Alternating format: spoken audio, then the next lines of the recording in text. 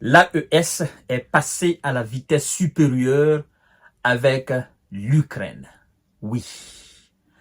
Monsieur Zelensky et ses supplétifs ont pensé qu'en apportant leur soutien au terreau dans le Sahel, que ça restera comme ça dans l'impunité. Mais non. Les 3 ministres des Affaires étrangères des 3 pays de l'AES, dans une lettre conjointe, ont appelé le Conseil de sécurité de l'ONU à prendre des mesures draconiennes contre M. Zelensky et son pays. Ah, la sauce devient très douce.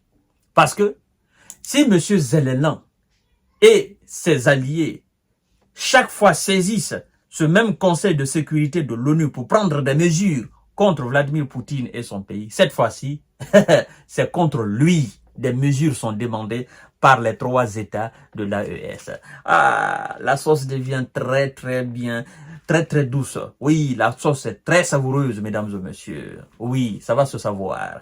C'est plus de la pagaille.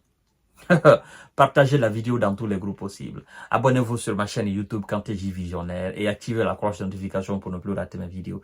Mais aussi, donnez vos différents commentaires, n'est-ce pas, dans la section commentaires. Oui. Vous allez me dire, mais monsieur J Visionnaire, on sait comment ça va se terminer. Oui, mais il faut faire les choses en bonne et due forme. Le fait qu'ils aient saisi le Conseil de sécurité de l'ONU, ça, c'est bon. Même si on sait comment ça va se terminer, mais c'est bon. Vous comprenez? C'est très bon. Alors, l'AES appelle le Conseil de sécurité de l'ONU à prendre des mesures contre Kiev. Le Mali, le Niger et le Burkina Faso ont appelé le Conseil de sécurité de l'ONU à prendre des mesures contre Kiev qui soutient le terreau au Sahel, selon une lettre. Les 3 ministres des Affaires étrangères de l'Alliance des États du Sahel ont adressé une lettre conjointe au Conseil de sécurité de l'ONU condamnant le soutien du terreau par Kiev et exhorte le Conseil de sécurité de l'ONU à respecter ses engagements concernant le choix de l'Ukraine d'appuyer les terreaux en Afrique. L'AES vient d'ouvrir la voie à tous les États africains. Et dans cette démarche, tous les États africains qui se respectent doivent suivre l'AES afin de condamner d'une façon ferme cette action de M. Zelensky. Parce que c'est inadmissible. Aujourd'hui, ça s'est passé au Mali. Demain, ça peut se passer ailleurs, en Afrique. En fait, ces gars, ils ont pensé qu'en faisant cette opération dans le nord du Mali et en le mettant dans le dos de l'Ukraine, ils ont pensé que on allait laisser tomber, qu'on allait en parler et puis on allait laisser tomber, on allait continuer la vie. Mais ils sont surpris de la démarche de l'AES. Ils sont surpris de l'harmonie qui règne entre ces 3 États. Évidemment, ça met en jeu ce que le ministre des Affaires étrangères, M. Dimitri Kuleba, ministre des Affaires étrangères ukrainien, avait entamé en Afrique. Parce que lui, il était entré dans une phase de diplomatie avec les États africains pour avoir la voix de l'Afrique contre la Russie.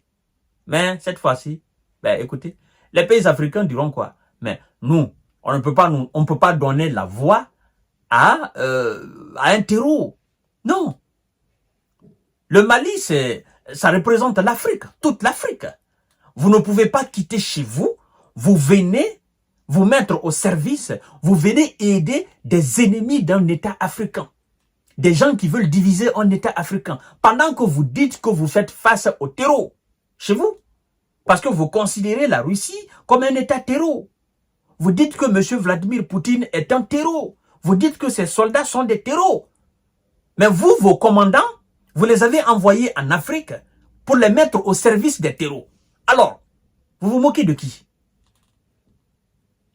Moquez de qui? Vous-même, vous êtes terreau. Et vous qualifiez les autres de terreaux. Mais vous êtes terreau. Et donc, vous n'êtes pas sérieux. On ne peut pas recevoir vos ministres des Affaires étrangères chez nous. On ne peut pas recevoir vos délégations chez nous parce que vous êtes des terreaux.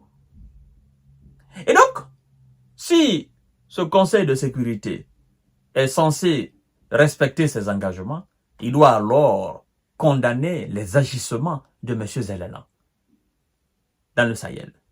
Ou ceux qui ont fait cette opération et qui ont porté le chapeau à M. Zelensky, ils doivent dire la vérité. On sait que Zelensky est devenu aujourd'hui quelque chose comme une mayonnaise. Tous ses alliés le prennent, ils le mettent dans leur pain.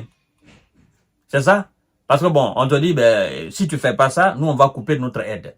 Il faut satisfaire nos besoins. Donc, M. Zelensky, son pays est devenu aujourd'hui, et ses militaires sont devenus aujourd'hui, excusez-moi, des passe-partout au fait, des militaires passe-partout. Des clés qui peuvent ouvrir toutes les portes. C'est ça? Si l'Amérique a besoin d'eux, on les utilise. La Grande-Bretagne a besoin d'eux, on les utilise. La France a besoin d'eux, on les utilise. L'Allemagne a besoin d'eux, on les utilise. Tous les gros fournisseurs d'armes à l'Ukraine, s'ils ont besoin de l'Ukraine, ils utilisent l'Ukraine. C'est ce qu'on est en train d'assister. Ben c'est ça. Parce qu'on dit, bon, c'est nous qui faisons vivre votre pays. Ben écoutez, on a une petite opération là. Nous voudrions que vous fassiez cette opération. Ben, dans ce cas de figure, l'Ukraine sort complètement dans le cadre du pays. Eh oui. Parce qu'en fait, cet État n'est pas indépendant. Oui, cet État n'est pas souverain. Sa souveraineté et son indépendance sont assurées par les Occidentaux. Alors, est-ce qu'on peut parler d'indépendance? Est-ce que pensez-vous que ces gars peuvent s'opposer aux Occidentaux? Non, ils ne peuvent pas. Parce que ce sont eux qui sont en train de les faire vivre. Économiquement, militairement, politiquement, ce sont eux qui sont en train de les faire vivre. Sur tous les plans, c'est l'Occident qui fait vivre aujourd'hui le pays de Zelensky. Monsieur Zelensky et ses troupes. C'est l'Occident qui le fait. Mais que cela ne tienne, qu'ils restent chez eux et qu'ils se battent contre les Russes. Mais qu'ils n'aillent pas en Afrique se mettre au service des terreaux pour combattre nos forces armées. Ça, nous ne pardonnerons pas. Et je dis bien, tout État africain qui se respecte, tout État qui se veut du droit et de considération, doit condamner cet acte et doit suivre la voie de l'AES, doit appuyer la démarche de l'AES, n'est-ce pas, auprès du Conseil de sécurité de l'ONU. Et je crois que la Russie qui est aussi là, patron de ce Conseil de sécurité de l'ONU, évidemment, va appuyer.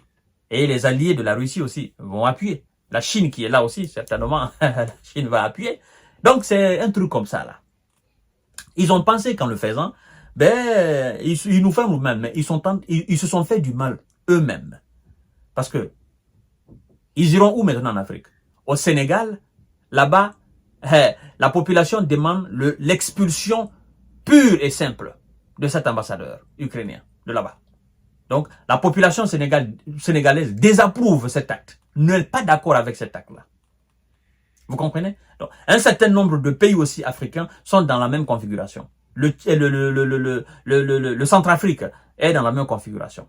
Dit qu'elle a observé et puis voilà, elle n'est pas d'accord avec ce comportement. De toute façon, on ne peut pas être d'accord avec ce comportement. Donc, mesdames et messieurs, moi je félicite l'AES pour sa démarche, même si nous savons que ce sont eux qui sont aussi au Conseil de sécurité, mais moi j'apprécie la démarche. C'est une démarche officielle, c'est une démarche digne d'une confédération ou d'une fédération. C'est une démarche digne des États qui se respectent et qui se veulent, n'est-ce pas, indépendants et souverains. Voilà, on fait les choses sur la bonne voie. Et puis, on avance. Nous allons voir la suite, mesdames et messieurs, mais apprécions quand même cet acte posé par les ministres des Affaires étrangères de l'AES. Merci beaucoup et à tout à l'heure pour notre série d'informations et de décortiquage.